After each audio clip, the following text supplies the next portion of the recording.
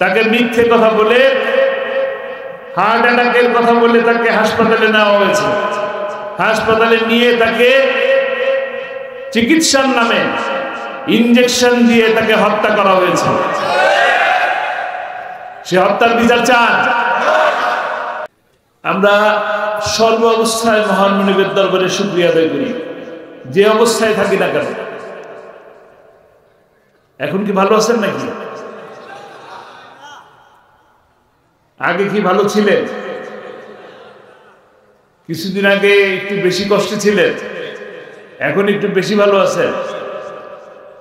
আমরা গত 5ই আগস্টের আল্লাহ রাব্বুল আলামিনের অসীম দয়ার কারণে অনেকখানি বিপদের, অনেক বিপদ, অনেক মুসিবত থেকে মুক্ত হয়ে গেছে নাকি?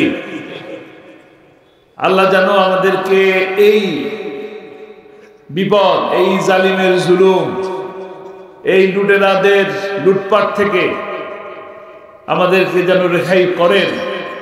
তার জন্য কি আল্লাহর দরবারে শুকরিয়া আদায় করা উচিত? সর্ব অবস্থায় আমরা যে যে অবস্থায় থাকি না কেন, জেলে থাকি, রিমান্ডে থাকি, পালিয়ে থাকি, দুঃখে থাকি, কষ্টে থাকি, বিপদে থাকি, আপদে থাকি, মুসিবতে থাকি, ঝড় ঝঞ্ঝায় থাকি, অসুখে সুখে, যে অবস্থায় থাকি, সকল অবস্থায়, অনেক মানুষ হাসপাতালে আছে, যে অবস্থায় আমরা থাকি না কেন আল্লাহ রাব্বুল আলামিনের দরবারে শুকরিয়া আদায় করা দরকার। কারণ আল্লাহ তাআলা বলেন, লা ইন শাকারতুম লা আযিদান্নাকুম, যে তোমরা আমার নিয়ামতকে স্বীকার করো, আমার শুকরিয়া আদায় করো, আমি তোমার কি নিয়ামত, তোমার যে বরকত বাড়িয়ে দেব, রহমত আরো বাড়িয়ে দেব। দেওয়ার মালিক কে? কে দেন আপনাকে? এই যে আমাদের এত সুন্দর দুইটা হাত দিয়েছেন, কে দিয়েছেন? আমাদের এত সুন্দর দুইটা চোখ দিয়েছেন, কে দিয়েছেন? এত সুন্দর এই সুন্দর পৃথিবী, এই পৃথিবীকে আমরা দেখি, এই দুটো সুন্দর চোখ দিয়ে সুন্দর পৃথিবী দেখি, কে দিয়েছেন এই পৃথিবী? এই আসমান কার? এই জমিন কার? এই বৃষ্টি কার? এই নদী কার? এই সমুদ্র কার? সকল কিছুই আল্লাহ। যে আল্লাহ তাআলা আমাদেরকে এত সুন্দর পৃথিবীতে, এত সুন্দর শ্রেষ্ঠ মানুষ হিসেবে যে আমাদেরকে এই দুনিয়ায় পাঠালেন, সেই আল্লাহ তাআলার যদি শুকরিয়া আদায় না করি, তাহলে কি আমরা কৃতজ্ঞ থাকবো নাকি থাকবো না? কৃতজ্ঞ থাকতে হবে আল্লাহর প্রতি। সকল অবস্থায় শুকরিয়া আদায়ের মাধ্যমে কৃতজ্ঞতা প্রকাশ করতে হবে। বিপদ আপদ আসে মানুষের কি আসে? আল্লাহ তাআলা পরীক্ষা করেন। আল্লাহ তাআলা কোরআনে বলেন, ওয়ালা নাবলুয়ান্নাকুম বিশাইয়্যিম মিনাল খাউফি ওয়াল জুই। আল্লাহ কি বিপদ দেন? কি দিয়ে? ক্ষুধা দিয়ে, দারিদ্রতা দিয়ে, বিপদ দিয়ে। এই বিপদের সময় কি সবর করতে হয়? কিসের মাধ্যমে? নামাজের মাধ্যমে। আল্লাহ তাআলাকে যদি আমরা সেই সময়ে সবরের সাথে আল্লাহ স্মরণ করি, আল্লাহর উপরে রেজামন্দ হাসিলের জন্য শুকরিয়া আদায় করি, তবে তখনই আবার সেই বিপদ থেকে আল্লাহ তাআলা দূর করে দেন। সময় নেন বান্দার জন্য, যখন কল্যাণকর মনে করেন আল্লাহ, তখনই সেই বিপদ আল্লাহ তাআলা কাটায় দেন।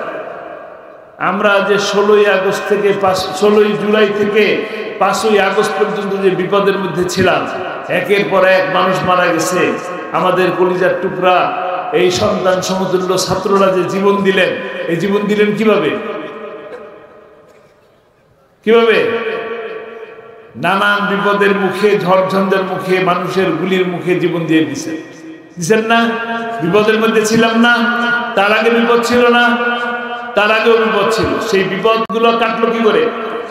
যখন আমরা আল্লাহর দরবারে শুকরিয়া আদায় করে চোখের পানি ছেড়ে আল্লাহর কাছে দোয়া করলাম, তখনই আল্লাহ তাআলা আমাদেরকে এই বিপদ থেকে মুক্তি দান করলেন।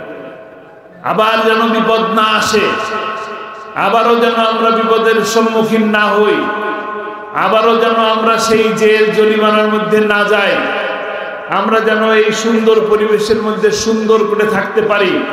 আমাদের জন্য যে পূর্বপুরুষরা 1971 সালে এই যে 30 লক্ষ মানুষের যে জীবনের বিনিময়ে আমরা যে সুন্দর সোনার বাংলা করার স্বপ্ন তারা দেখেছে, সেই সোনার বাংলা করার জন্য ঐক্যবদ্ধভাবে প্রচেষ্টা চালাতে হবে। রাজি আছে? যে মানুষগুলা জীবন দিল 16ই আগস্ট থেকে 16ই জুলাই থেকে 5ই আগস্ট পর্যন্ত, তাদের কি স্বপ্ন ছিল? বৈষম্য দূর করা নাকি? তো বৈষম্য যেন না থাকে, আমরা যেন ঐক্যবদ্ধভাবে এই সমাজে একটি ইনসাফ ভিত্তিক কল্যাণমুখী সমাজ রাষ্ট্র গঠন করতে পারি। এই রাষ্ট্র গঠন হবে কিভাবে? যদি আমরা কোরআন নিজে বুঝি, কোরআন নিজে পড়ি, কোরআন বুঝি, কোরআনের দাওয়াত মানুষের কাছে পৌঁছে দেই, কোরআন অনুযায়ী নিজের জীবনটাকে গড়ি, কোরআন অনুযায়ী যদি আমরা আমার পরিবারকে গঠন করতে পারি, কোরআন অনুযায়ী যদি আমরা আমাদের সমাজকে গঠন করতে পারি, তবেই কোরআনের শাসন রাজ কায়েম করা সম্ভব। সম্ভব কিনা? আপনাদের প্রিয় কোরআনের পাখি আল্লামা সাঈদী প্রতিটা মাহফিলে শেষ কথা বলতেন। কি কথা বলতেন? কোরআনের রাজ প্রতিষ্ঠা হয়েছে এমন একটা দৃশ্য দেখে যেন আল্লাহ তাআলা আমাকে মৃত্যু দেয়।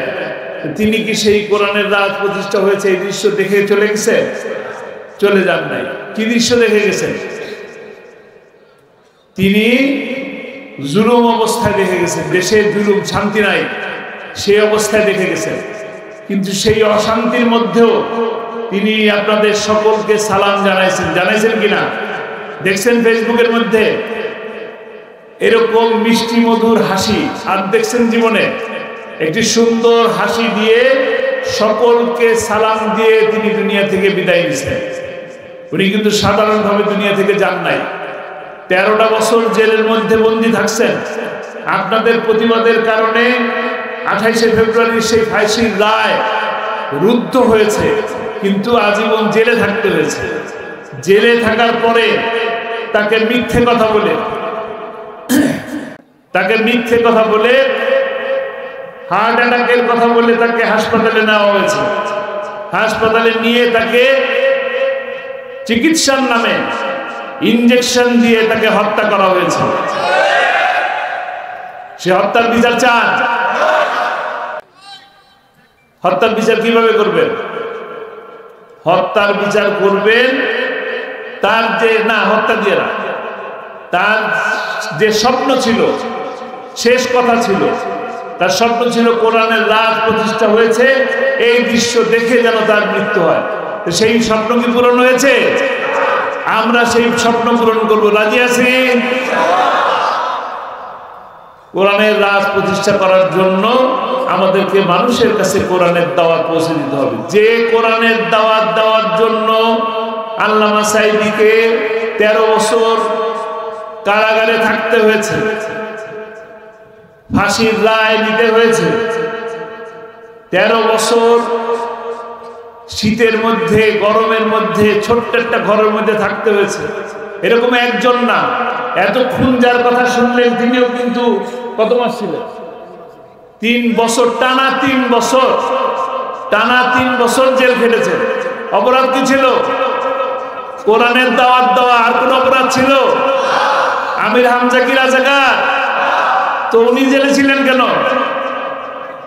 কোরআনের কথা বলার জন্য। সাহস করে কোরআনের কথা বলতে হবে। প্রত্যেকটা মানুষকে আবু সাঈদের মতন হতে হবে। আমি তো আবু সাঈদকে হিংসা করি যে আমি কেন সে জায়গায় থাকতে পারলাম না।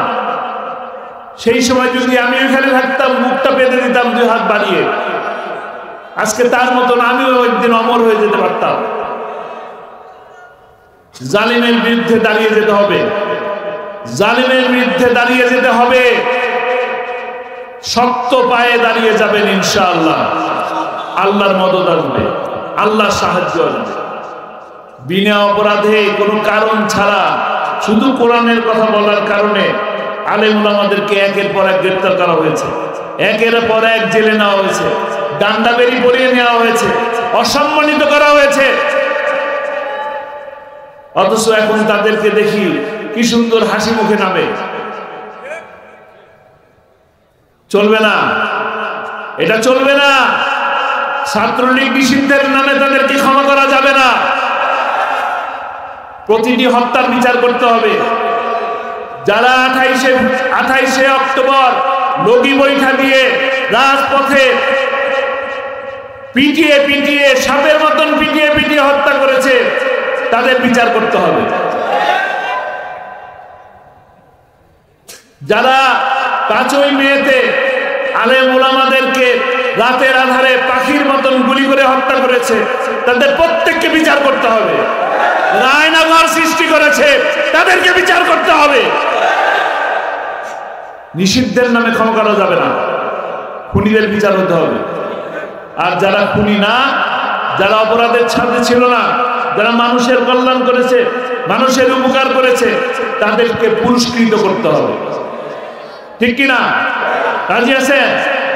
যদি আমরা ন্যায় বিচার প্রতিষ্ঠা করতে পারি, দেখেন, যদি শুধু 28শে অক্টোবরে যে লগি বৈঠার মাধ্যমে যে হত্যাকাণ্ড ঘটেছে, ওই হত্যাকাণ্ডের যদি সঠিক বিচার হতো, তবে আজকে এই যে ঘাটাইল ক্যান্টনমেন্ট যে কারণে বিখ্যাত, বাংলাদেশের হাজার হাজার কোটি টাকার ব্যয়ে যে অফিসারদেরকে তৈরি করা হয়, সেই 57 জন অফিসারকে হত্যা করতে পারতো না।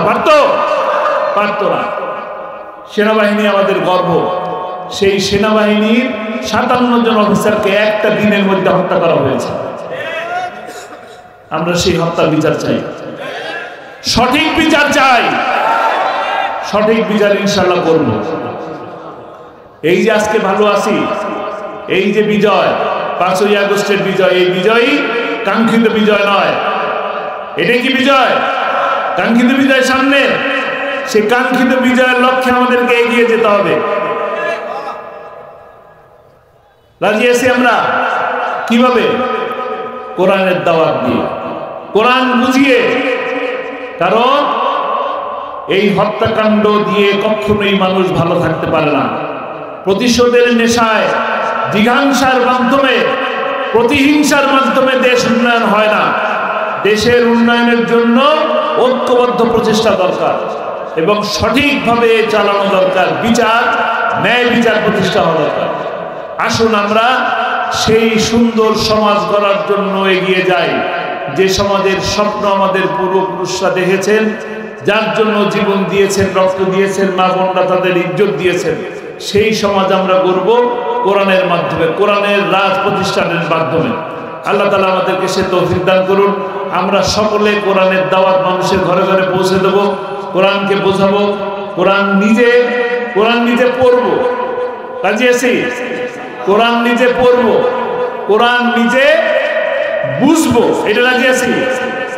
এবং সর্বশেষ কথা, আমরা মিথ্যা কথা বলবো না। রাজি আছি? কে কে রাজি আছি বলে? আল্লাহ হাত দুটোকে কবুল করুন।